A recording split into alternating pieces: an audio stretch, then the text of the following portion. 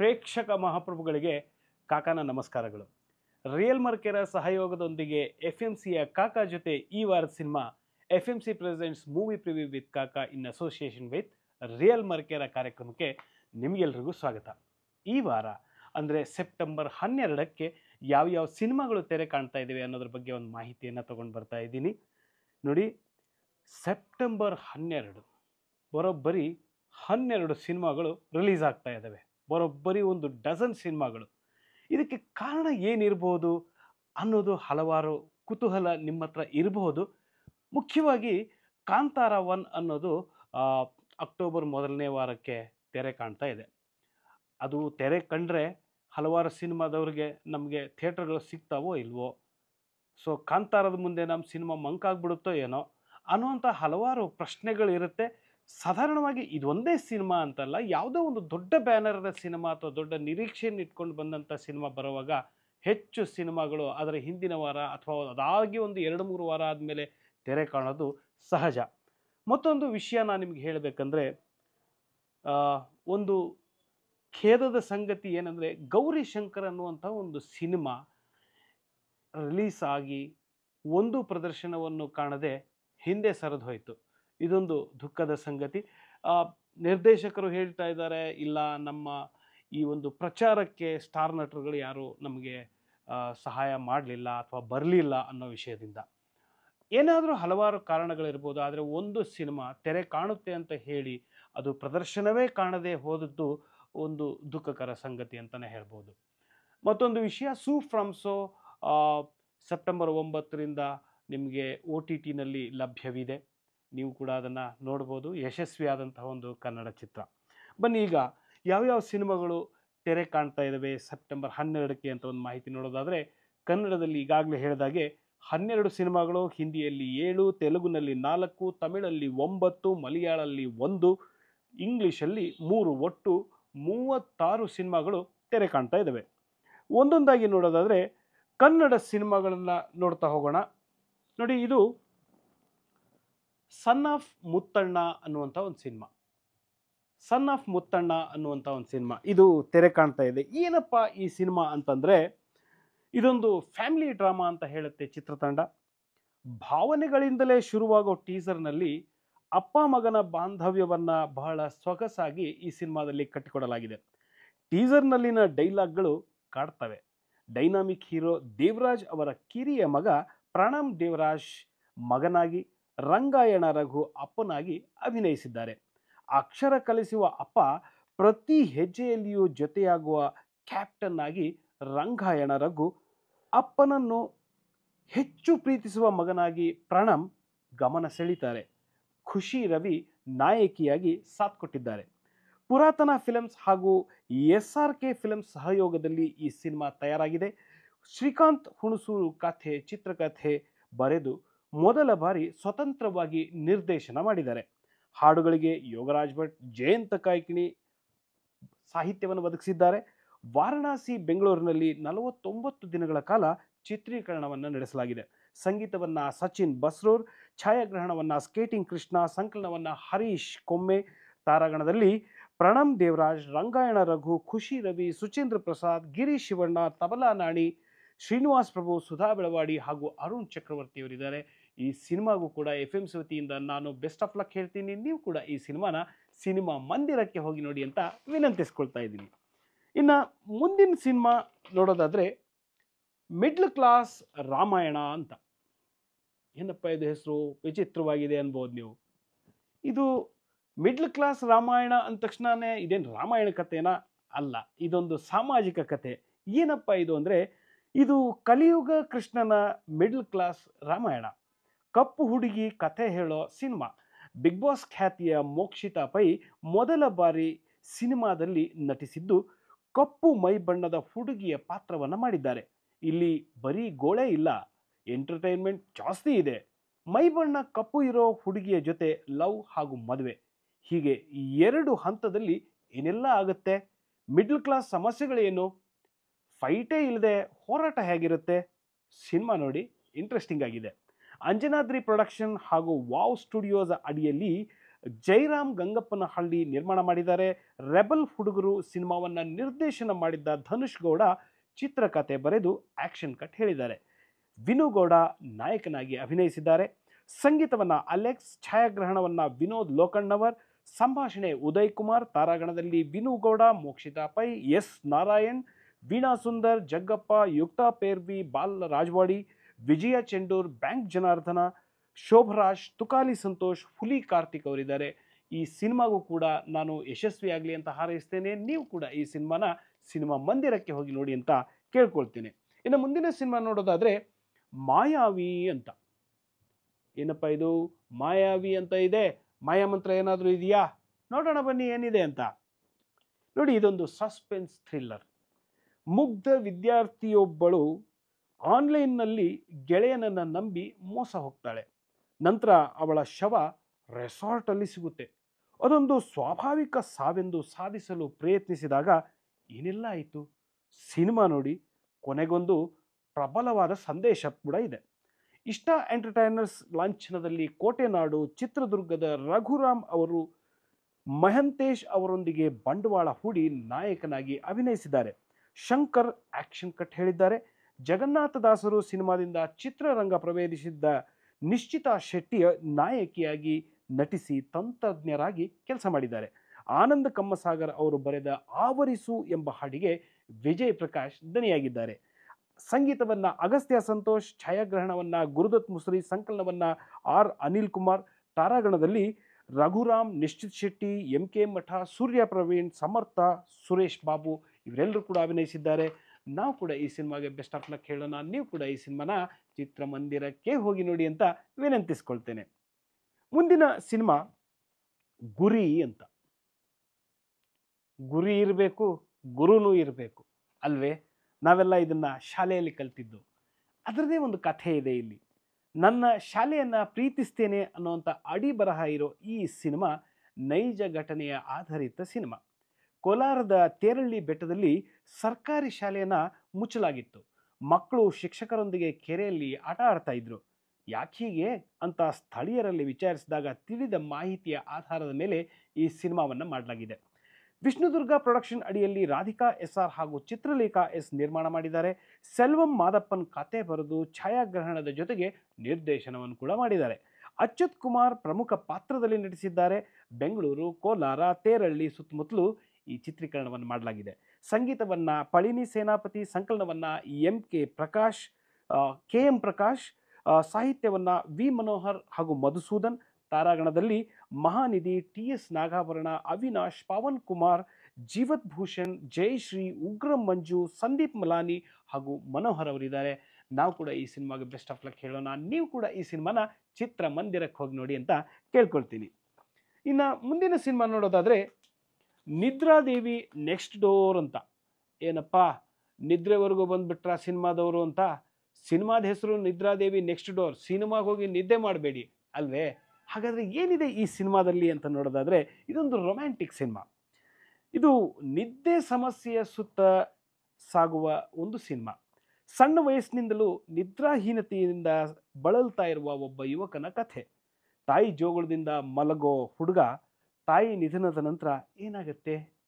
ವಿಶ್ರಾಂತಿ, ಕನಸುಗಳು ಮತ್ತು ದೈನಂದಿನ ಜೀವನಗಳ ಸೂಕ್ಷ್ಮತೆಗಳ ಸಂಕೀರ್ಣತೆಗಳನ್ನು ಬಿಡಿಸಿ ಎಳೆ ಎಳೆಯಾಗಿ ನಿಮ್ಮ ಮುಂದಿಡುವ ಒಂದು ಸಿನಿಮಾ ಕಥೆ. ಸುರಂ ಮೂವೀಸ್ ಬ್ಯಾನರ್ ಅಡಿಯಲ್ಲಿ ಜೈರಾಮ್ ದೇವಸಮೃದ್ಧರ ಈ ಸಿನಿಮಾವನ್ನು ನಿರ್ಮಿಸಿದ್ದು ಸುರಾಗ್ ಸಾಗರ್ ನಿರ್ದೇಶನ ಮಾಡಿದ್ದಾರೆ. ಪ್ರವೀರ್ ಶೆಟ್ಟಿ ಮತ್ತು ಶೈನ್ ಶೆಟ್ಟಿ ಪ್ರಧಾನ ಪಾತ್ರದಲ್ಲಿ ನಟಿಸಿದ್ದಾರೆ. ರಿಷಿಕಾ ನಾಯಕ್ ಹಾಗೂ ಶ್ರುತಿ ಹರಿಹರನ್ ಮುಖ್ಯ ಪಾತ್ರದಲ್ಲಿದ್ದು ಸುಧಾರಾಣಿ ಪೋಷಕ ಪಾತ್ರದಲ್ಲಿ ಕಾಣಿಸ್ಕೊಂಡಿದ್ದಾರೆ. ಸಂಗೀತವನ್ನು ನಕುಲ್ ಅಭ್ಯಂಕರ್, ಛಾಯಾಗ್ರಹಣವನ್ನು ಅಜಯ್ ಕುಲಕರ್ಣಿ, ಸಂಕಲನವನ್ನು ಹೇಮಂತ್ ಕುಮಾರ್ D, ಸಂಭಾಷಣೆಯನ್ನು ತ್ರಿಲೋಕ್ ತ್ರಿವಿಕ್ರಮ್, ತಾರಾಗಣದಲ್ಲಿ ಪ್ರವೀರ್ ಶೆಟ್ಟಿ, ಶೈನ್ ಶೆಟ್ಟಿ, ರಿಷಿಕಾ ನಾಯಕ್, ಶ್ರುತಿ ಹರಿಹರನ್, ಸುಧಾರಾಣಿ, ಶ್ರೀವತ್ಸ, ಐಶ್ವರ್ಯ ಗೌಡ, ಅನೂಪ್ ಧವನ್, ಮಾಸ್ಟರ್ ಸುಜಯ್ ರಾವ್, ಕಾರ್ತಿಕ್ ಪತ್ತಾರ್, ಅನುರಾಗ್ ಪಾಟೀಲ್ ಹಾಗೂ KS ಶ್ರೀಧರ್ ಅಭಿನಯಿಸಿದ್ದಾರೆ. ನೀವು ಕೂಡ ಈ ಸಿನಿಮಾನ ಚಿತ್ರಮಂದಿರಕ್ಕೆ ಹೋಗಿ ನೋಡಿ. ನಾವು ಈ ಸಿನಿಮಾಗೆ ಬೆಸ್ಟ್ ಆಫ್ ಲಕ್ ಹೇಳ್ತೀವಿ. ಇನ್ನು ಮುಂದಿನ ಸಿನಿಮಾ ನೋಡೋದಾದರೆ ರಾಮನಗರ ಅಂತ. ಇದೊಂದು 2 ವಾರದ ಹಿಂದೆಯೇ ರಿಲೀಸ್ ಆಗುತ್ತೆ ಅಂತ ಹೇಳಿ ಪತ್ರಿಕೆಗಳಲ್ಲೆಲ್ಲ ಬಂದಿತ್ತು. ಆದರೆ ರಿಲೀಸ್ ಆಗಲಿಲ್ಲ. ಅದು ಈ ವಾರ ರಿಲೀಸ್ ಆಗ್ತಾ ಇದೆ. ಏನಪ್ಪ ಈ ಸಿನಿಮಾ ಅಂತಂದರೆ, ರಾಜ ಯಾರು ಗೊತ್ತೇ ಅನ್ನುವಂಥ ಅಡಿ ಬರಹದ ಈ ಸಿನಿಮಾ ವಿದ್ಯಾವಂತ ದೇಶಾಭಿಮಾನಿ ರೈತನ ಕಹಾನಿ. ಹಳ್ಳಿಯಲ್ಲಿ ಓದಿದ ಹುಡುಗನೊಬ್ಬ ಕೆಲಸ ಹುಡುಕೊಂಡು ನಗರಕ್ಕೆ ಬರೋ ಬದಲು ಹಳ್ಳಿಯಲ್ಲೇ ಇದ್ಕೊಂಡು ರೈತನಾಗ್ತಾನೆ. ಆ ಮೂಲಕ ಇದು ವಿದ್ಯಾವಂತ ಯುವಕರಿಗೂ ಮಾದರಿ ಆಗ್ತಾನೆ. ಹಳ್ಳಿಯಲ್ಲಿ ವ್ಯವಸಾಯ ಮಾಡಿಕೊಂಡಿರೋ ಯುವಕರ ಸಮಸ್ಯೆಗಳ ಬಗ್ಗೆ ತಿಳಿಸ್ಕೊಡ್ತಾನೆ. ಇದು ಈ ಸಿನಿಮಾದ ಕತೆ ಇಂಟ್ರೆಸ್ಟಿಂಗ್ ಆಗಿದೆ. ಚಂದನ್ ಸೂರ್ಯ ಪ್ರೊಡಕ್ಷನ್ ಅಡಿಯಲ್ಲಿ ಸಿ.ಕೆ. ಮಂಜುನಾಥ್ ಬಂಡವಾಳ ಹೂಡಿದ್ದಾರೆ. ವಿಜಯ್ ರಾಜ್ ಸಂಕಲನದ ಜೊತೆಗೆ ನಿರ್ದೇಶನವನ್ನು ಕೂಡ ಮಾಡಿದ್ದು ಪ್ರಭು ಸೂರ್ಯ ನಾಯಕನಾಗಿದ್ದಾರೆ. ಛಾಯಾಗ್ರಹಣವನ್ನು ಭರತ್ ಇಂಡಿಯಾ, ಸಂಗೀತವನ್ನು ಕೆವಿನ್ ಎಂ, ಸಹ ನಿರ್ಮಾಪಕರು ರಾಜಪ್ಪ ವಕೀಲರು. ತಾರಾಗಣದಲ್ಲಿ ಪ್ರಭು ಸೂರ್ಯ, ಕೆಂಪೇಗೌಡ, ಹೊಸಕೋಟೆ ಗುರುರಾಜ್, ಮೇಘನಾ, ಹಿಮಶ್ರೀ, ಶಿವಕುಮಾರ್ ಆರಾಧ್ಯ, ತಿಥಿ ತಮ್ಮ ಹಾಗೂ ರಾಜಣ್ಣ ಅವರು ಅಭಿನಯಿಸಿದ್ದಾರೆ.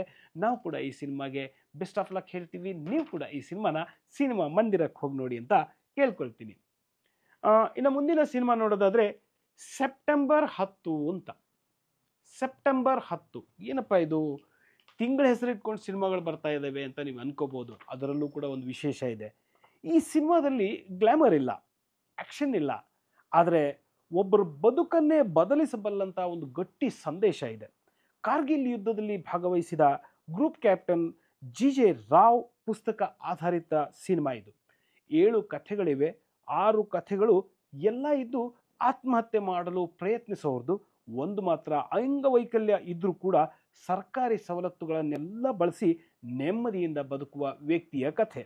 ದೇವಿ ಪಿಕ್ಚರ್ಸ್ ಲಾಂಛನದಲ್ಲಿ ರಾಜಮ್ಮ ಸಾಯಿ ಪ್ರಕಾಶ್ ಇದನ್ನು ನಿರ್ಮಾಣ ಮಾಡಿದ್ದಾರೆ. ಹೆಸರಾಂತ ನಿರ್ದೇಶಕ ಓಂ ಸಾಯಿ ಪ್ರಕಾಶ್ ಕಥೆ ಬರೆದು ಆಕ್ಷನ್ ಕಟ್ ಹೇಳಿದ್ದಾರೆ. ಇದು ಓಂ ಸಾಯಿ ಪ್ರಕಾಶ್ ಅವರ 105ನೆಯ ಸಿನಿಮಾ. ಕನ್ನಡದ ಸುಪ್ರೀಂ ಹೀರೋ ಖ್ಯಾತಿಯ ಶಶಿಕುಮಾರ್ ಮನಃಶಾಸ್ತ್ರಜ್ಞರಾಗಿ ಕಾಣಿಸಿಕೊಂಡಿದ್ದು, ಅವರಲ್ಲಿಗೆ ಆತ್ಮಹತ್ಯೆಗೆ ಬರುವ ಮನಸ್ಥಿತಿಯಲ್ಲಿ ಬರತಕ್ಕಂಥ ವ್ಯಕ್ತಿಗಳ ಕಥೆ ವ್ಯಥೆಗಳೇ ಈ ಸಿನಿಮಾದ ಜೀವಾಳ. ಇದಕ್ಕೆ ಸೆಪ್ಟೆಂಬರ್ 10 ಅಂತ ಹೆಸರಿಡೋದಕ್ಕೂ ಒಂದು ಕಾರಣ ಇದೆ. ವಿಶ್ವ ಆತ್ಮಹತ್ಯೆ ತಡೆಗಟ್ಟೋ ದಿನ, ಅಂದರೆ ವರ್ಲ್ಡ್ ಸೂಯಿಸೈಡ್ ಪ್ರಿವೆನ್ಷನ್ ಡೇ ಅಂತ ನೀವು ಗೂಗಲಲ್ಲಿ ಹುಡುಕಿ ಅದು ಯಾವತ್ತು ಅಂತ ನೀವೇ ನಮಗೆ ಹೇಳಿ. ಛಾಯಾಗ್ರಹಣವನ್ನು ಜೆ.ಜಿ. ಕೃಷ್ಣ ಹಾಗೂ ದೀಪಕ್ ಕುಮಾರ್, ಸಂಕಲನವನ್ನು ಕೆ. ಈಶ್ವರ್, ಸಂಗೀತ ಮತ್ತು ಸಾಹಿತ್ಯ ಡಾಕ್ಟರ್ ವಿ. ನಾಗೇಂದ್ರ ಪ್ರಸಾದ್. ತಾರಾಗಣದಲ್ಲಿ ಸುಪ್ರೀಂ ಹೀರೋ ಶಶಿಕುಮಾರ್, ಶ್ರೀನಿವಾಸ್ ಮೂರ್ತಿ, ರಮೇಶ್ ಭಟ್, ಜಯಸಿಂಹ ಕೋಟಾಪತಿ, ರಶಿತಾ ಮಲ್ನಾಡ್, ಪದ್ಮಾ ವಾಸಂತಿ, ಸಿಹಿ ಕಹಿ ಚಂದ್ರು ಹಾಗೂ ಗಣೇಶ್ ರಾವ್ ಕೇಸರ್ಕರ್ ಅವರಿದ್ದಾರೆ. ನೀವು ಕೂಡ ಈ ಸಿನಿಮಾ ಮಂದಿರಕ್ಕೆ ಹೋಗಿ ನೋಡಿ. ನಾವು ಕೂಡ ಈ ಸಿನಿಮಾಗೆ ಬೆಸ್ಟ್ ಆಫ್ ಲಕ್ ಹೇಳೋಣ. ಇನ್ನು ಮುಂದಿನ ಸಿನಿಮಾ ನೋಡೋದಾದರೆ ರಕ್ಷಕ ಅಂತ. ರಕ್ಷಕ ಅಂದರೆ ನಿಮಗೆ ಅಲ್ಲಿ ಪೋಸ್ಟರ್ನಲ್ಲಿ ನೋಡಿರೋ ಥರ ಒಂದು ಪೊಲೀಸ್ ಒಬ್ಬರು ನಿಂತ್ಕೊಂಡಿದ್ದಾರೆ. ಹೌದು, ಅವರನ್ನು ನಾವು ರಕ್ಷಕ ಅಂತ ಹೇಳ್ತೀವಿ. ಹೆಮ್ಮೆಯಿಂದ ಅವರು ನಮ್ಮನ್ನು ರಕ್ಷಣೆ ಮಾಡ್ತಾ ಇದ್ದಾರೆ. ಹೀಗಾಗಿ ನಾವು ಅವರಿಗೆ ಅಷ್ಟೊಂದು ಗೌರವವನ್ನು ಕೊಡಬೇಕು. ಅದರ ಜೊತೆಗೆ ಈ ಸಿನಿಮಾದಲ್ಲಿ ಈ ರಕ್ಷಕದಲ್ಲಿ ಪೊಲೀಸ್ ಏನು ಮಾಡ್ತಾರೆ ಅನ್ನೋದನ್ನು ನೋಡೋಣ ಬನ್ನಿ. ಪ್ರಾಮಾಣಿಕ ಪೊಲೀಸ್ ಅಧಿಕಾರಿ ಮತ್ತು ಆತನ ತಂದೆ ಸುತ್ತುವ ಕಥೆ ಇದು. ಆತನ 2 ಹೆಣ್ಮಕ್ಳಲ್ಲಿ ಒಬ್ಬಳು ಪೊಲೀಸ್ ಅಧಿಕಾರಿ ಕ್ರಿಮಿನಲ್ ಪ್ರಕರಣವನ್ನು ದಾಖಲಿಸಿದ ಒಬ್ಬನನ್ನು ಪ್ರೀತಿಸಿದಾಗ ಕುಟುಂಬದಲ್ಲಿ ಗೊಂದಲ ಶುರು ಆಗುತ್ತೆ. ಯಾರು ತಾನೇ ಮಗಳನ್ನು ತಾನೇ ಹಿಡಿದ ಒಂದು ಕ್ರಿಮಿನಲ್ಗೆ ಮದುವೆ ಮಾಡಿಕೊಡಕ್ಕೆ ಒಪ್ತಾನೆ ಅಲ್ವಾ? ಪೊಲೀಸ್ ಅಧಿಕಾರಿ ಹಾಗೂ ಲವ್ ಮಾಡಿದ ಕ್ರಿಮಿನಲ್ಗಳ ಮಧ್ಯೆ ಉದ್ಭವಿಸುವ ತೀವ್ರ ಸಂಘರ್ಷದ ಕಥೆಯೇ ಈ ಸಾಹಸಮಯ family cinema. VSK cine creations ಅಡಿ ಕೆ. ರಾಮಚಂದ್ರಪ್ಪ ಅರ್ಪಿಸಿರುವ ಈ ಸಿನಿಮಾವನ್ನು ಆರ್. ವಿಜಯಕುಮಾರ್ ಹೊಸೂರ್ ಕಥೆ, ಚಿತ್ರಕಥೆ, ಸಂಭಾಷಣೆ ಬರೆದು ನಿರ್ಮಾಣದ ಜೊತೆಗೆ ನಿರ್ದೇಶನವನ್ನು ಕೂಡ ಮಾಡಿದ್ದಾರೆ ಹಾಗೂ ಪ್ರಮುಖ ಪಾತ್ರದಲ್ಲಿಯೂ ಕೂಡ ಅಭಿನಯಿಸಿದ್ದಾರೆ. ಸಂಗೀತವನ್ನು ಸಾಯಿ ಪ್ರಜ್ವಲ್, ಛಾಯಾಗ್ರಹಣವನ್ನು ಅಗಸ್ತ್ಯಗೌಡ ಕುಣಿಗಲ್, ಸಂಕಲನವನ್ನು ವಿಜಯ್ ಮಧಾಳೆ ವಾಲಕಿ, ಸಹ ನಿರ್ದೇಶನವನ್ನು ವಿಜಯ್ ಕುಮಾರ್ ರಂಗಸ್ವಾಮಿ. ತಾರಾಗಣದಲ್ಲಿ ಆರ್. ವಿಜಯಕುಮಾರ್ ಹೊಸೂರ್, ರಾಜವಂಶಿ ನವಲಗುಂದ, ರಾಧಿಕಾ ನಾಯಕಿ, ಮುನಿರಾಜು, ಸಿಂಚನ ಶಿವಣ್ಣ, ವಿಜಯ್ ಮಧಾಲೆ ವಾಲ್ಕಿ, ಲಯ ಕೋಕಿಲ ಲಯೇಂದ್ರ, ಯೋಗೇಶ್ ಕುಣಿಗಲ್ ಯೋಗಿ ಹಾಗೂ ಮುರಳಿ ಕೃಷ್ಣ ಮರಬೇಕರೆ ಅವರು ಅಭಿನಯಿಸಿದ್ದಾರೆ. ನಾವು ಕೂಡ ಈ ಸಿನಿಮಾಗೆ ಬೆಸ್ಟ್ ಆಫ್ ಲಕ್ ಹೇಳೋಣ. ನೀವು ಕೂಡ ಈ ಸಿನಿಮಾವನ್ನು ಚಿತ್ರಮಂದಿರಕ್ಕೆ ಹೋಗಿ ನೋಡಿ ಅಂತ ವಿನಂತಿಸ್ಕೊಳ್ತೇನೆ. ಇನ್ನು ಮುಂದಿನ ಸಿನಿಮಾ ನೋಡೋದಾದರೆ ರೂಮ್ ಬಾಯ್ ಅನ್ನುವಂಥ ಒಂದು ಸಿನಿಮಾ. ರೂಮ್ ಬಾಯ್ ಏನಪ್ಪ ಇದು? ರೂಮ್ ಬಾಯ್ ಅಷ್ಟು ಅಲ್ಲಗಳೆಯುವಂಥದ್ದೇನಲ್ಲ. ರೂಮ್ ಬಾಯ್ ಕೂಡ ಹಿಂದೆ ಒಂದು ಜಗ್ಗೇಶ್ ಸಿನಿಮಾದಲ್ಲಿ ರೂಮ್ ಬಾಯ್ ಕೂಡ ಒಂದು ಕತೆ ಹೇಳಿ ಒಂದು ದೊಡ್ಡ ನಿರ್ದೇಶಕ ಅಥವಾ ಒಂದು ಆ್ಯಕ್ಟಿಂಗ್ ಮಾಡುವಂಥ ಒಂದು ನಾಯಕನಾಗಿರುವಂಥ ಒಂದು ಸಿನಿಮಾವನ್ನು ಕೂಡ ನೀವು ನೋಡಿದ್ರಿ. ಹಾಗಾದರೆ ಈ ರೂಮ್ ಬಾಯಲ್ಲಿ ಏನಿದೆ ಅಂದರೆ ಇದೊಂದು psychological suspense cum crime thriller ಕಥೆ. ಟೀಸರ್ ಶುರುವಾಗ್ತಾ ಇದ್ದ ಹಾಗೆ the biggest crime caught on CCTV ಅಂತ ಕಾಣಿಸುತ್ತೆ. ಹಲವು ಕೊಲೆಗಳು, ತನಿಖೆಯಲ್ಲಿ ಕೊಲೆಗಳ ಒಗಟನ್ನು ಬಿಡಿಸಲಾಯಿತೆ. ನೀವು ಸಿನಿಮಾನೇ ನೋಡಬೇಕು, ಯಾಕೆಂದರೆ ಸಸ್ಪೆನ್ಸ್ ಅಲ್ವಾ. ಆಪರೇಷನ್ ನಕ್ಷತ್ರ, ಲೈಫ್ ಸೂಪರ್, ಗ್ರಾಮ ಸಿನಿಮಾಗಳಲ್ಲಿ ನಾಯಕನಾಗಿದ್ದ ಲಿಖಿತ್ ಸೂರ್ಯ ಈ ಸಿನಿಮಾದಲ್ಲಿ ನಾಯಕನಾಗಿ ಅಭಿನಯಿಸಿ ಐಕಾನ್ ಪ್ರೊಡಕ್ಷನ್ ಬ್ಯಾನರ್ ನಡಿ ಸಿನಿಮಾಗೆ ಬಂಡವಾಳ ಕೂಡ ಹೂಡಿದ್ದಾರೆ. ಚಿತ್ರರಂಗದಲ್ಲಿ ದಶಕಗಳ ಕಾಲ ಸಂಭಾಷಣೆ ಸಹಾಯಕ ನಿರ್ದೇಶಕನಾಗಿ ಅನುಭವವಿರುವ ರವಿ ನಾಗಡದಿನ್ನಿ ಸಂಭಾಷಣೆ ಬರೆದು ಈ ಸಿನಿಮಾ ಮೂಲಕ ಮೊದಲ ಬಾರಿ ಸ್ವತಂತ್ರ ನಿರ್ದೇಶಕರಾಗಿದ್ದಾರೆ. ರಕ್ಷಾ ನಾಯಕಿಯ ಕಾಣಿಸ್ಕೊಂಡಿದ್ದಾರೆ. ಛಾಯಾಗ್ರಹಣವನ್ನು ಧನಪಾಲ್ ನಾಯಕ್, ಸಂಕಲನವನ್ನು ಕಿರಣ್ ಕುಮಾರ್ ಜಿ, ಸಂಗೀತವನ್ನು ರೋಣದ ಬಕ್ಕೇಶ್ ಹಾಗೂ ತಾರಾಗಣದಲ್ಲಿ ಲಿಖಿತ್ ಸೂರ್ಯ, ರಕ್ಷಾ, ಅಶ್ವಿನಿ ಹಾಸನ್, ಚೇತನ್ ದುರ್ಗಾ, ವರ್ಧನ್ ತೀರ್ಥಹಳ್ಳಿ, ಯಶ್ ಶೆಟ್ಟಿ, ರಾಘು ಶಿವಮೊಗ್ಗ, ವಜ್ರಂಗ ಶೆಟ್ಟಿ, ಪದ್ಮಿನಿ, ರಾಹುಲ್, ರೋಷನ್, ರಜನಿ, ವಿಕ್ಕಿ, ಯಶಾ ಇವರೆಲ್ಲರೂ ಕೂಡ ಇದ್ದಾರೆ. ನಾವು ಕೂಡ ಈ ಸಿನಿಮಾಗೆ ಬೆಸ್ಟ್ ಆಫ್ ಲಕ್ ಹೇಳೋಣ. ನೀವು ಕೂಡ ಈ ಸಿನಿಮಾವನ್ನು ಚಿತ್ರಮಂದಿರಕ್ಕೆ ಹೋಗಿ ನೋಡಿ ಅಂತ ಕೇಳ್ಕೊಳ್ತೀನಿ. ಇನ್ನು ಮುಂದಿನ ಸಿನಿಮಾ ನೋಡೋದಾದರೆ ಆರಿದ್ರ ಅನ್ನುವಂಥ ಒಂದು ಸಿನಿಮಾ. ಆರಿದ್ರ ಅಂತ ಏನಪ್ಪ, ಇದೊಂದು ನಕ್ಷತ್ರ ಇದೆಯಲ್ಲ ಅಂತ ನೀವು ಅನ್ಕೋಬಹುದು. ನೋಡೋಣ ಬನ್ನಿ ಏನಿದೆ ಇದರಲ್ಲಿ ಅಂತ. ಮತ್ತೊಂದು ವಿಷಯವನ್ನು ನಾನು ಹೇಳಬೇಕು ನೋಡಿ. ಇದು ವರ್ತಮಾನ ಪತ್ರಿಕೆ ಅಂದರೆ ನ್ಯೂಸ್ ಪೇಪರಲ್ಲಿ ಇದರ ಆ್ಯಡ್ ಬಂದಿದೆ. ಆದರೆ ಇವತ್ತಿನವರೆಗೂ ಕೂಡ ಬುಕ್ ಮೈ ಶೋ ಲಿಸ್ಟಿಂಗಲ್ಲಿ ದಿನಾಂಕವನ್ನು ನಮೂದಿಸಲೇ ಇಲ್ಲ. ಬುಕ್ ಮೈ ಶೋನಲ್ಲಿ ಇಲ್ಲದೆ ಹೋದರೂ ಪತ್ರಿಕೆಗಳಲ್ಲಿ ಜಾಹೀರಾತು ಬಂದಿದೆ ಅನ್ನೋ ಕಾರಣಕ್ಕೆ ಈ ಸಿನಿಮಾ ಬಗ್ಗೆ ನಾನು ಹೇಳ್ತಾ ಇದ್ದೀನಿ. ಇದೊಂದು ಹಾರರ್ ಥ್ರಿಲ್ಲರ್ ಸಿನಿಮಾ. ಯುವತಿಯನ್ನು ಬಲಿ ಕೊಡೋದ್ರಿಂದ ಗುಪ್ತ ನಿಧಿ ಸಿಗೋದು ಅನ್ನೋ ವಿಷಯವನ್ನು ಮಾಂತ್ರಿಕನಿಂದ ತಿಳಿದುಕೊಂಡ ದುರಾಸೆಯ ಇಬ್ಬರು ಯುವತಿಯನ್ನು ಕ್ರೂರವಾಗಿ ಕೊಂದು ಆಕೆ ಅಜ್ಜ ಅಜ್ಜಿಯನ್ನು ಕೂಡ ಸಾಯಿಸ್ತಾರೆ. ಹೌದಾ, ಅಷ್ಟೊಂದು ಕ್ರೂರವಾಗಿದೆಯಾ? ಹಾಗಾದರೆ ಅವ್ರು ಹುಡುಕ್ತಾ ಇರೋ ನಿಧಿ ಸಿಗ್ತಾ? ಹಲವು ವರ್ಷಗಳ ನಂತರ ಅದೇ ಜಾಗದಲ್ಲಿ ಒಂದು ರಿಯಾಲಿಟಿ ಶೋ ಕೂಡ ನಡೆಯುತ್ತೆ. ಏನಿದು ಎರಡೆರಡು ಕತೆ ಹೇಳ್ತಾ ಇದ್ದಾರೆ ಅಂತ ನೀವು ಅಂದ್ಕೊಂಡ್ರಾ? ಹೌದು, ಮುಂದೇನಾಯಿತು ಅಂತ ಈ ಇಂಟ್ರೆಸ್ಟಿಂಗ್ ವಿಷಯನ ನೀವು ಪರದೆ ಮೇಲೇ ನೋಡಬೇಕು. ಭೈರವಿ ಕ್ರಿಯೇಷನ್ಸ್ ಅರ್ಪಿಸಿರುವ ಈ ಸಿನಿಮಾವನ್ನು ನಾಗರತ್ನ ರಮೇಶ್ ನಿರ್ಮಿಸಿದ್ದಾರೆ. ಕಡೂರಿನ ಯುವ ಪ್ರತಿಭೆ ಅಜಯ್ ಸೂರ್ಯ ನಿರ್ದೇಶನದ ಜೊತೆಗೆ ನಾಯಕನಾಗಿ ಅಭಿನಯಿಸಿದ್ದಾರೆ. ನಾಯಕಿಯಾಗಿ ನವ್ಯಶ್ರೀ ಅಭಿನಯಿಸಿದ್ದಾರೆ. ಛಾಯಾಗ್ರಹಣವನ್ನು ಮೋಹನ್ MS, ಸಂಕಲನವನ್ನು ಶ್ರೀ ಜವಡಿ, ಸಂಗೀತವನ್ನು ಶಿವಸಮರ್ಥ. ತಾರಾಗಣದಲ್ಲಿ ಅಜಯ್ ಸೂರ್ಯ, ನವ್ಯಶ್ರೀ, ಯೋಗೇಶ್ ತಿಪಟೂರು, ಮಂಜೇಶ್ ಗೌಡ, ಅನ್ನಪೂರ್ಣ ತೋಲಿಶೆಟ್ಟಿ, ಗಿಣಿರಾಮ ಖ್ಯಾತಿಯ ಬಾಲನಟಿ ಭೈರವಿ, ಬಾಲರಾಜ್ ಎನ್ಚಿ ಹಾಗೂ ಕಾರ್ತಿಕ್ ವೇರ್ಣೇಕರ್, ಶ್ರೀದೇವಿ ಹಾಗೂ ಗೋಪಿರಾಮ್ ಅವರು ಅಭಿನಯಿಸಿದ್ದಾರೆ. ನೀವು ಕೂಡ ಈ ಸಿನಿಮಾನ ಚಿತ್ರಮಂದಿರಕ್ಕೆ ಹೋಗಿ ನೋಡಿ.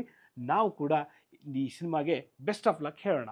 ಇನ್ನು ಮುಂದಿನ ಸಿನಿಮಾ ನೋಡೋದಾದರೆ ಜಂಬೂ ಸರ್ಕಸ್ ಅಂತ. ಜಂಬೂ ಸರ್ಕಸ್ ಅನ್ನುವಂಥ ಒಂದು ಸಿನಿಮಾ. ಏನಪ್ಪ ಇದು? ಸರ್ಕಸ್ಸನ್ನು ನಾವು ಗ್ರೌಂಡಲ್ಲಿ ಹೋಗಿ ನೋಡ್ತಿದ್ವಿ, ಇವಾಗ ಥಿಯೇಟ್ರಲ್ಲಿ ಹೋಗಿ ನೋಡಬೇಕಾಗಿದೆಯಲ್ಲ, ಅದು ಜಂಬೂ ಸರ್ಕಸ್. ಏನಿರ್ಬೋದು ನೋಡೋಣ. ಇದು ಕೂಡ ಬುಕ್ ಮೈ ಶೋ ಲಿಸ್ಟಿಂಗಲ್ಲಿ ದಿನಾಂಕವನ್ನು ನಮೂದಿಸಿಲ್ಲ. ಆದರೆ ವರ್ತಮಾನ ಪತ್ರಿಕೆಗಳಲ್ಲಿ ಬಂದಿರೋದ್ರಿಂದ ನಾನು ಈ ವಿಷಯವನ್ನು ನಿಮಗೆ ತಿಳಿಸ್ತಾ ಇದ್ದೀನಿ. ಇದೇನು ಕತೆ ಅಂದರೆ ಗೆಳೆಯರಿಬ್ಬರು ಕತೆ ನೋಡಿ. ಒಂದೇ ಶಾಲೆಯಲ್ಲಿ ಓದ್ತಾರೆ, ಒಂದೇ ಕಾಲೇಜಲ್ಲಿ ಓದ್ತಾರೆ, ಮದುವೆ ಕೂಡ ಒಂದೇ ಮಂಟಪದಲ್ಲಿ, ನಂತರ ಒಂದೇ ಏರಿಯಾದಲ್ಲಿ ಎದುರು ಬದುರು ಮನೆಯಲ್ಲಿ ವಾಸ ಮಾಡ್ತಾರೆ. ವಿಚಿತ್ರ ನೋಡಿ, ಇಬ್ಬರಿಗೂ ಒಂದೇ ದಿನ ಮಗು ಆಗುತ್ತೆ. ಇಂತಿಪ್ಪ ಕಥೆಯಲ್ಲಿ ಜಡೆ ಜಗಳ ಶುರುವಾದರೆ ಏನಾಗ್ಬೋದು? ಟ್ವಿಸ್ಟ್ ಮೇಲೆ ಟ್ವಿಸ್ಟ್ ಮೇಂಟೈನ್ ಮಾಡೋಕೆ ಎಂಥ ಜಂಬೂ ಸರ್ಕಸ್ ಮಾಡಿದ್ರು ಸಿನಿಮಾ ನೋಡಿ ಅರ್ಥ ಆಗುತ್ತೆ. ಬುಲ್ಬುಲ್, ಕೃಷ್ಣ, ಚೆಲ್ಲಾಟ, ಪೊರ್ಕಿ, ಒಳೆಯ ಸೇರಿದಂತೆ ಸ್ಟಾರ್ ಚಿತ್ರಗಳನ್ನೇ ಹೆಚ್ಚಾಗಿ ನಿರ್ದೇಶಿಸಿದ್ದ MD ಶ್ರೀಧರ್ ಈ ಸಿನಿಮಾಗೆ ಆ್ಯಕ್ಷನ್ ಕಟ್ ಹೇಳಿದ್ದಾರೆ. ಕಥೆ ಮತ್ತು ಚಿತ್ರಕಥೆ ಕೂಡ ಅವರೇ ಬರೆದಿದ್ದಾರೆ. ಈ ಸಿನಿಮಾದಲ್ಲಿ ಪ್ರವೀಣ್ ತೇಜ ಮತ್ತು ಅಂಜಲಿ ಅನೀಶ್ ಅವರು ಮುಖ್ಯ ಪಾತ್ರಗಳನ್ನು ಮಾಡಿದ್ದಾರೆ. ಕಳೆದ 3 ದಶಕಗಳಿಂದ ಕನ್ನಡ ಚಿತ್ರರಂಗದಲ್ಲಿ ಸಕ್ರಿಯರಾಗಿರುವ HC ಸುರೇಶ್ ಅವರು ಮಹತಿ ಕಂಬೈನ್ಸ್ ಮೂಲಕ ಈ ಸಿನಿಮಾವನ್ನು ನಿರ್ಮಾಣ ಮಾಡಿದ್ದಾರೆ. ಪ್ರಮೋದ್ ಶೆಟ್ಟಿ ಅವರ ಪತ್ನಿ ಸುಪ್ರೀತಾ ಶೆಟ್ಟಿ ಅವರು ಕೂಡ ನಿರ್ಮಾಪಕಿಯಾಗಿ ಕೈ ಜೋಡಿಸಿದ್ದಾರೆ. ಜಯಂತ್ ಕಾಯ್ಕಿಣಿ, ನಾಗೇಂದ್ರ ಪ್ರಸಾದ್, ಕವಿರಾಜ್ ಅವರು ಹಾಡುಗಳಿಗೆ ಸಾಹಿತ್ಯವನ್ನು ಬರೆದಿದ್ದಾರೆ. ಛಾಯಾಗ್ರಹಣವನ್ನು AV ಕೃಷ್ಣಕುಮಾರ್, ಸಂಗೀತವನ್ನು ವಾಸುಕಿ ವೈಭವ್. ತಾರಾಗಣದಲ್ಲಿ ಪ್ರವೀಣ್ ತೇಜ, ಅಂಜಲಿ ಎಸ್ ಅನೀಶ್, ಅವಿನಾಶ್, ಅಚ್ಯುತ್ ಕುಮಾರ್, ರವಿಶಂಕರ್ ಗೌಡ, ಸ್ವಾತಿ ಗುರುದತ್ ಹಾಗೂ ಲಕ್ಷ್ಮೀ ಸಿದ್ದಯ್ಯ ಅವರಿದ್ದಾರೆ. ಈ ಎಲ್ಲ ಸಿನಿಮಾಗಳಿಗೂ ನಾವು ಬೆಸ್ಟ್ ಆಫ್ ಲಕ್ ಹೇಳ್ತಾ ಇದ್ದೀವಿ. ಇನ್ನು ಕೊನೆಯದೊಂದು ಸಿನಿಮಾ ಗ್ರೀನ್ ಗರ್ಲ್ ಅಂತ, ಇದು 12ನೇ ಸಿನಿಮಾ. ಯಾಕೆ ಪೋಸ್ಟರ್ ತೋರಿಸ್ತಾ ಇಲ್ಲ ಕಾಕ ಅಂತ ಅನ್ಕೋತಾ ಇದ್ದೀರಾ? ನಮಗೆ ಎಲ್ಲೂ ಈ ಪೋಸ್ಟರ್ಗಳು ಸಿಕ್ಕೇ ಇಲ್ಲ, ಯಾವ ನ್ಯೂಸ್ ಪೇಪರಲ್ಲೂ ಕೂಡ ಇದನ್ನು ಅನೌನ್ಸ್ ಮಾಡಿಲ್ಲ. ಆದರೆ ಬುಕ್ ಮೈ ಶೋನಲ್ಲಿ ಇದು ಲಿಸ್ಟಿಂಗ್ ಆಗಿದೆ. ನೋಡಿ, ಇದೊಂದು ಕರಾವಳಿ ಕರ್ನಾಟಕದ ಕಥೆ, ಪ್ರೀತಿಯ ಕಥೆ. ಆದರೆ ಇದು ಅಂತರ್ಜಾತೀಯ ಪ್ರೀತಿ. ಇದರಿಂದ ದಂಗೆ ಹೇಳೋ ಸ್ಥಿತಿನೂ ಬರುತ್ತೆ. ಅದಕ್ಕೇನೆ ಈ ಸಿನಿಮಾವನ್ನ ಚಿತ್ರತಂಡ ಪ್ರೀತಿ, ಧರ್ಮ ಮತ್ತು ದಂಗೆಯ ಸಿನಿಮಾ ಅಂತ ಕರೀತಾ ಇದೆ. ಈ ಥರದ ಸಿನಿಮಾ ಮಾಡೋದು ಒಂದು ಸಾಹಸನೇ ಸರಿ. ಸಾರ್ಥಕ್ ಹೆಗಡೆ ಕಥೆ ಬರೆದು ನಿರ್ಮಾಣದ ಜೊತೆಗೆ ಆಕ್ಷನ್ ಕಟ್ ಹೇಳಿದ್ದು KRG ಸಂಸ್ಥೆ ರಾಜ್ಯಾದ್ಯಂತ ಬಿಡುಗಡೆ ಮಾಡ್ತಾ ಇದೆ. ಸಂಗೀತವನ್ನ ಸೂರ್ಯ ಶ್ರೀನಿ, ಛಾಯಾಗ್ರಹಣವನ್ನ ಅಭಿನಯ ಪಂಡಿತ್, ಸಂಕಲನವನ್ನ ಭುವನೇಶ್ ಮಣಿವಣ್ಣನ್, ತಾರಾಗಣದಲ್ಲಿ ಮಯೂರ್ ಗೌಡ, ಸುಚರಿತಾ ಹರಿತಸ್, ಸುದರ್ಶನ್ ಆಚಾರ್ಯ ಎಕ್ಕಾರ್ ಅವರು ಕೂಡ ಇದ್ದಾರೆ. ಇವಿಷ್ಟು ಒಟ್ಟು 12 ಸಿನಿಮಾಗಳು ಈ ವಾರ ತೆರೆ ಕಾಣ್ತಾ ಇರೋದು. ಇನ್ನು ಬೇರೆ ಭಾಷೆಯ ಸಿನಿಮಾಗಳನ್ನು ನೋಡೋದಾದರೆ ಹಿಂದಿನಲ್ಲಿ 7 ಸಿನಿಮಾಗಳು ತೆರೆ ಕಾಣ್ತಾ ಇದ್ದೇವೆ. Love in Vietnam, Mannu Kya Karega, Heera express, unbroken, the Unmukt Chand story, Ek Chaturnaar, Jugnuma, India's pride, Imli, the archer ಅನ್ನುವಂಥ ಒಟ್ಟು 7 ಸಿನಿಮಾಗಳು ತೆರೆ ಕಾಣ್ತಾ ಇದ್ದಾವೆ. ಇನ್ನು ತೆಲುಗು ಸಿನಿಮಾಗಳಲ್ಲಿ 4, ಮಿರೈ ಅನ್ನುವಂಥ ಒಂದು ತೆಲುಗು ಮೂಲದ ಸಿನಿಮಾ. ಇದು ಆಕ್ಷನ್, ಅಡ್ವೆಂಚರ್ ಹಾಗೂ ಫ್ಯಾಂಟಸಿ ಇರುವಂಥದ್ದು. ಇದು ಮೂಲತಃ ತೆಲುಗು ಆದರೂ ಕೂಡ ಕನ್ನಡ, ಹಿಂದಿ, ಮರಾಠಿ, ಬೆಂಗಾಲಿ, ಮಲಯಾಳಂ ಹಾಗೂ ತಮಿಳು ಭಾಷೆಗಳಲ್ಲಿ ಇದು ತೆರೆ ಕಾಣ್ತಾ ಇದೆ. ಇನ್ನು ಫ್ಯಾಂಟಸಿ ಮಿಸ್ಟ್ರಿ ಥ್ರಿಲ್ಲರ್ ಇರುವಂತಹ ತ್ರಿಕಾಲಿ, ಹಾರರ್ ಮಿಸ್ಟ್ರಿ ಥ್ರಿಲ್ಲರ್ ಇರುವಂತಹ ಕಿಷ್ಕಿಂದಾಪುರ, ಸಸ್ಪೆನ್ಸ್ ಥ್ರಿಲ್ಲರ್ ಇರುವಂತಹ ಮಟನ್ ಸೂಪ್ ಅನ್ನುವಂತಹ 4 ಸಿನಿಮಾಗಳು ತೆಲುಗುನಲ್ಲಿ ತೆರೆ ಕಾಣ್ತಾ ಇದ್ದಾವೆ. ತಮಿಳಲ್ಲಿ ಒಟ್ಟು 9 ಸಿನಿಮಾಗಳು. ತನಲ್ ಅನ್ನುವಂತಹ ಒಂದು cinema action suspense thriller.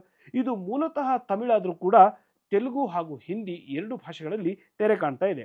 Kayal ಅನ್ನುವಂಥ ಸಿನಿಮಾ, ಯೋಲೋ ಅನ್ನುವಂಥದ್ದು, ಮಧುರೈ 16, ಬ್ಲ್ಯಾಕ್ ಮೇಲ್, ಉರುತ್ತು ಉರುತ್ತು, ಬಾಂಬ್, ದಾವೂದ್, ಕುಮಾರ ಸಂಭವಂ ಒಟ್ಟು 9 ಸಿನಿಮಾಗಳು ತೆರೆ ಕಾಣ್ತಾ ಇದ್ದಾವೆ ತಮಿಳಲ್ಲಿ ಇದೇ ವಾರ, ಅಂದರೆ ಸೆಪ್ಟೆಂಬರ್ 12ಕ್ಕೆ. ಇನ್ನು ಮಲಯಾಳಂನಲ್ಲಿ ಒಂದು ಸಿನಿಮಾ ಮಿಡ್ ನೈಟ್ ಇನ್ ಮಲ್ಲಕೊಲ್ಲಿ ಅನ್ನುವಂಥ ಒಂದು ಸಸ್ಪೆನ್ಸ್ ಥ್ರಿಲ್ಲರ್ ಸಿನಿಮಾ. ಇಂಗ್ಲೀಷಲ್ಲಿ 3 ಸಿನಿಮಾಗಳು, down town Abe A grand finale ಅನ್ನುವಂಥ ಒಂದು romantic cinema, dairy of A women ಅನ್ನುವಂಥ ಒಂದು psychological cinema, the long walk ಅನ್ನುವಂಥ ಹಾರರ್ ಸೈಕಾಲಜಿಕಲ್ ಸಿನಿಮಾ. ಒಟ್ಟು ಈ ವಾರ 36 ಸಿನಿಮಾಗಳು ತೆರೆ ಕಾಣ್ತಾ ಇದ್ದಾವೆ. ಈ ಎಲ್ಲ ಸಿನಿಮಾಗಳಿಗೂ ನಾವು ಬೆಸ್ಟ್ ಆಫ್ ಲಕ್ ಹೇಳ್ತೀವಿ. ನೀವು ಕೂಡ ಈ ಎಲ್ಲ ಸಿನಿಮಾಗಳನ್ನು ಸಾಧ್ಯವಾದಷ್ಟು ಸಿನಿಮಾ ಮಂದಿರಕ್ಕೆ ಹೋಗಿ ನೋಡಿದಾಗ ನಾವು ಪ್ರತಿ ವಾರ ಮಾಡ್ತಾ ಇರೋ ಒಂದು ಕಾರ್ಯಕ್ರಮಕ್ಕೆ ನನ್ನ ಹಿಂದಿರುವ ಎಲ್ಲರಿಗೂ ಕೂಡ ಒಂದು ಸಾರ್ಥಕ ಮನೋಭಾವನೆ ಬರುತ್ತೆ. ಇನ್ನು ಬಹಳ ಮುಖ್ಯವಾದ ಒಂದು ಘಟ್ಟ, ತೆರೆಮರೆಯ ರೋಚಕ ಕಥೆಗಳು. ಕಳೆದ ವಾರ ಒಂದು ನಾನು ಪ್ರಶ್ನೆಯನ್ನು ಕೇಳಿದ್ದೆ. ಈ ರೋಚಕ ಕಥೆಗಳ ಮೂಲಕ ಹಲವು ವ್ಯಕ್ತಿಗಳ ವಿವರವನ್ನು, ಚರಿತ್ರೆಯನ್ನು ನಾವು ನಿಮ್ಮ ಮುಂದೆ ಹೇಳ್ತಾ ಇದ್ದೀವಿ. ಪ್ರಶ್ನೆಗಳಿಗೆ ಉತ್ತರವನ್ನು ನೀಡಿ ರಿಯಲ್ ಮರ್ಕೆರಾ ಕಡೆಯಿಂದ ನಿಮಗೆ ಮನೆಯವರೆಗೂ ಒಂದು ಗಿಫ್ಟ್ ತಲುಪುತ್ತೆ. ಹಿಂದಿ ಚಿತ್ರರಂಗದಲ್ಲಿ ಅತ್ಯಂತ ಹೆಸರು ಮಾಡಿದ ನಾಯಕ ನಟರೊಬ್ಬರ ಮೂಲ ಹೆಸರು ಕುಲ್ಭೂಷಣ್ ಪಂಡಿತ್ ಅಂತ. ಅವರು ನಮಗೆ ಯಾವ ಹೆಸರಿನಿಂದ ಚಿರಪರಿಚಿತ ಅನ್ನೋದು ಕಳೆದ ಬಾರಿಯ ಪ್ರಶ್ನೆ ಆಗಿತ್ತು. ಇದಕ್ಕೆ ಉತ್ತರವನ್ನು ನೋಡೋಣ. ಕುಲ್ಭೂಷಣ್ ಪಂಡಿತ್ ಎಂಬ ಹೆಸರಿನ ಮೂಲ ಹೆಸರಿರುವಂತಹ ಹಿಂದಿ ಚಿತ್ರರಂಗದಲ್ಲಿ ಅತ್ಯಂತ ಹೆಸರು ಮಾಡಿದ ನಾಯಕ ನಮಗೆಲ್ಲರಿಗೂ ಚಿರಪರಿಚಿತವಾಗಿದ್ದು ರಾಜ್ಕುಮಾರ್ ಅನ್ನುವಂಥ ಒಂದು ಹೆಸರಿಂದ. ಹಿಂದಿನಲ್ಲಿ 4 ದಶಕಗಳ ಕಾಲ ಸುಮಾರು 70 ಸಿನಿಮಾಗಳಲ್ಲಿ ಅಭಿನಯಿಸಿ ತಮ್ಮ ವಿಶಿಷ್ಟ ದನಿಯ ಮೂಲಕ ಪ್ರೇಕ್ಷಕರ ಮನ ಗೆದ್ದವರು. ಡೈಲಾಗ್ ಕಿಂಗ್ ಅಂತ ಹೆಸರು ಪಡೆದವರು. ಪಾಕಿಸ್ತಾನದ ಬಲೂಚಿಸ್ತಾನದಲ್ಲಿ ಲೊರಾಲಾಯಿ ಅನ್ನುವಂತಹ ಒಂದು ಊರಲ್ಲಿ ಅಕ್ಟೋಬರ್ 8, 1926ರಲ್ಲಿ ಹುಟ್ಟುತ್ತಾರೆ. ಇವರು ಕಾಶ್ಮೀರಿ ಪಂಡಿತರು. ತಂದೆ ಜಗದೀಶ್ವರನಾಥ್ ಪಂಡಿತ್, ತಾಯಿ ಧನ್ರಾಜ್ ರಾಣಿ ಪಂಡಿತ್ ಅಂತ. 1940ರ ಕೊನೆಯಲ್ಲಿ ಮುಂಬೈಗೆ ಬಂದು ಸೇರ್ತಾರೆ. ಮುಂಬೈನಲ್ಲಿ ಪೊಲೀಸ್ ಸಬ್ ಇನ್ಸ್ಪೆಕ್ಟರ್ ಆಗಿ ವೃತ್ತಿ ಜೀವನವನ್ನು ಆರಂಭಿಸ್ತಾರೆ. 1960ರಲ್ಲಿ ಜೆನಿಫರ್ ಪಂಡಿತ್ ಅನ್ನುವಂಥ ಆಂಗ್ಲೋ ಇಂಡಿಯನ್ ಯುವತಿಯನ್ನು ಮದುವೆ ಆಗ್ತಾರೆ. ನಂತರ ಜೆನಿಫರ್ ತಮ್ಮ ಹೆಸರನ್ನು ಗಾಯತ್ರಿ ಕುಮಾರ್ ಅಂತ ಬದಲಾಯಿಸ್ಕೊಳ್ತಾರೆ. ನಟ ಪುರು ರಾಜ್ಕುಮಾರ್, ಪನಿನಿ ರಾಜ್ಕುಮಾರ್ ಹಾಗೂ ಮಗಳು ನಟಿ ವಷ್ಟಾವಿಕ್ತಾ ಪಂಡಿತ್ ಎಂಬ 3 ಮಕ್ಕಳು ರಾಜ್ಕುಮಾರ್ ಅವರಿಗೆ. 1957ರಲ್ಲಿ ರಂಗೀಲಿ ಸಿನಿಮಾ ಮೂಲಕ ಸಿನಿಮಾ ರಂಗವನ್ನು ಪ್ರವೇಶಿಸ್ತಾರೆ. ನಂತರದಲ್ಲಿ ಅನ್ಮೋಲಾ ಸಹಾರ್, ಅಬ್ಜರ್ ಹಾಗೂ ಘಮಂಡ್ ಸಿನಿಮಾದಲ್ಲಿ ಅಭಿನಯಿಸಿದ್ರು. ಈ 3 ಸಿನಿಮಾಗಳು ಹೆಸರು ಮಾಡಲೇ ಇಲ್ಲ. ಆ ಕಾರಣದಿಂದ ಬಹುದಿನಗಳವರೆಗೆ ಯಾವುದೇ ಅವಕಾಶಗಳು ಕೂಡ ಬರಲಿಲ್ಲ. 1957ರಲ್ಲಿ ಮೆಹಬೂಬ್ ಖಾನ್ ಅವರು ಮದರ್ ಇಂಡಿಯಾ ಅನ್ನುವಂಥ ಒಂದು ಸಿನಿಮಾದಲ್ಲಿ ಇವರಿಗೆ ಅವಕಾಶವನ್ನು ನೀಡ್ತಾರೆ. ಈ ಸಿನಿಮಾ ಗಲ್ಲಾಪೆಟ್ಟಿಗೆಯನ್ನು ಕೊಳ್ಳೆ ಹೊಡೆದದ್ದಲ್ಲದೆ 1950ರ ದಶಕದಲ್ಲಿ ಅತ್ಯಂತ ಹೆಸರು ಮಾಡಿತು. 1001 movies you must see before die ಅನ್ನುವಂಥ ಒಂದು ಪುಸ್ತಕದಲ್ಲಿಯೂ ಕೂಡ ಈ ಸಿನಿಮಾದ ಉಲ್ಲೇಖ ಇದೆ. ಅಲ್ಲಿಂದ ಶುಕ್ರದೇಶ ಶುರುವಾಯಿತು ನೋಡಿ. ಎಸ್ ವಾಸನ್ ಅವರ ಪೈಗಾಮ್ ಸಿನಿಮಾದಲ್ಲಿ ದಿಲೀಪ್ ಕುಮಾರ್ ಹಾಗೂ ವೈಜಯಂತಿ ಮಾಲಾ ಅವರ ಜೊತೆ ಪೋಷಕ ನಟನಾಗಿ ಅಭಿನಯಿಸಿ Filmfare award for a supporting actor ಪ್ರಶಸ್ತಿಯನ್ನು ಇವರು ಗಳಿಸ್ತಾರೆ. ನಂತರದಲ್ಲಿ ಮುಟ್ಟಿದ್ದೆಲ್ಲ ಚಿನ್ನ ಅನ್ನೋ ಹಾಗೆ ಕಿಶೋರ್ ಸಾಹು ಅವರ ದಿಲ್ ಅಪ್ನಾ ಪ್ರೀತ್ ಪರಾಯಿ ಸಿನಿಮಾದಲ್ಲಿ ಅಭಿನಯಿಸಿ ಯಶಸ್ವಿ ಆಗ್ತಾರೆ. ತೆಲುಗುವಿನ ಶಾಂತಿ ನಿವಾಸಂ ಸಿನಿಮಾದ ರೀಮೇಕ್ ಘರಾನಾ ಕೂಡ ಪ್ರೇಕ್ಷಕರ ಮೆಚ್ಚುಗೆ ಗಳಿಸ್ತದೆ. ಸಿ.ವಿ. ಶ್ರೀಧರ್ ಅವರ ದಿಲ್ ಏಕ್ ಮಂದಿರದಲ್ಲಿ ಅಭಿನಯಿಸಿ ಫಿಲ್ಮ್ ಫೇರ್ ಪ್ರಶಸ್ತಿಯನ್ನು ಗಳಿಸ್ತಾರೆ. ಫೂಲ್ ಬನೆ ಅಂಗಾರೆ, ಜಿಂದಗಿ ಒಂದರ ನಂತರ ಒಂದು ಯಶಸ್ವಿ ಸಿನಿಮಾಗಳು ಇವರು ಯಶಸ್ವಿ ಸಿನಿಮಾಗಳ ಸರ್ದಾರರಾಗ್ತಾರೆ. ಯಶ್ ಚೋಪ್ರಾ ಅವರ ವಕ್ತ್ ಇವರಿಗೆ ಹೆಚ್ಚು ಅಭಿಮಾನಿಗಳನ್ನು ಹುಟ್ಟಾಕ್ತು. ಈ ಸಿನಿಮಾದಲ್ಲಿ ಅವರ ಡೈಲಾಗ್ ಜಾನಿ ಜಿನ್ಕೆ ಅಪ್ನೆ ಘರ್ ಶೀಶೆ ಕೆ ಹೋ ಓ ದೂಸರೋ ಪರ್ ಪತ್ಥರ್ ನಹಿ ಫೇಕ್ತಾ ಇವತ್ತಿಗೂ ಯಾರೂ ಮರ್ತಿಲ್ಲ. ಅಲ್ಲಿಂದ ರಾಜ್ಕುಮಾರ್ ಡೈಲಾಗ್ ಡೆಲಿವರಿಗೆ ತುಂಬ ಪ್ರಸಿದ್ಧರಾದರು. ಹಮ್ರಾಜ್ ಸಿನಿಮಾದ ನಿಲೆ ಗಗನಿ ಕಿ ನೆಲೆ, ಹೀರಾ ರಾಂझಾದ ಏ ದುನಿಯಾ, ಏ ಮೆಹಫಿಲ್, ಮೇರೆ ಕಾಮ್ ಕಿ ನಹಿ ಹಾಡುಗಳು ರಾಜ್ಕುಮಾರ್ ಅವರ ಅಭಿನಯ ಪ್ರೇಕ್ಷಕರ ಮನದಲ್ಲಿ ಇಂದಿಗೂ ಕೂಡ ಮನೆ ಮಾಡಿವೆ. ಪಾಕೀಜಾ, ದಿಲ್ ಕಾ ರಾಜ, ಹಿಂದೂಸ್ತಾನ್ ಕಿ ಕಸಮ್, ಏಕ್ ಸೆ ಬಡ್ಕರ್ ಏಕ್ ಒಂದರ ಹಿಂದೊಂದು ಸಿನಿಮಾಗಳು ಬಾಕ್ಸ್ ಆಫೀಸ್ನಲ್ಲಿ ಹಿಟ್ ಅನ್ನಿಸ್ಕೊಂಡ್ವು. ದ್ವಿಪಾತ್ರಾಭಿನಯದ ಕರ್ಮಯೋಗಿ ಸೇರಿದಂತೆ ಈ ಎಲ್ಲ ಸಿನಿಮಾಗಳು ರಾಜ್ಕುಮಾರ್ ಅವರ ನಟನೆಯನ್ನು ಓರೆ ಹಚ್ಚಿದ್ವು. ಬಿಳಿ ಬಣ್ಣದ ಶೂ ಧರಿಸಿ ಕಪ್ಪು ಫ್ರೇಮಿನ ಕೂಲಿಂಗ್ ಗ್ಲಾಸ್ ಹಾಕ್ಕೊಂಡು ಬಂದ ಅವರ ಶಾರೀರ ಕಂಡು ಪ್ರೇಕ್ಷಕರೆಲ್ಲ ಅವರನ್ನು ಪ್ರಿನ್ಸ್ ಆಫ್ ಬಾಲಿವುಡ್ ಅಂದರು. ಸೆಟ್ಟಲ್ಲಿ ಕಾಲೆಳೆಯುವ ಸ್ವಭಾವದವರು.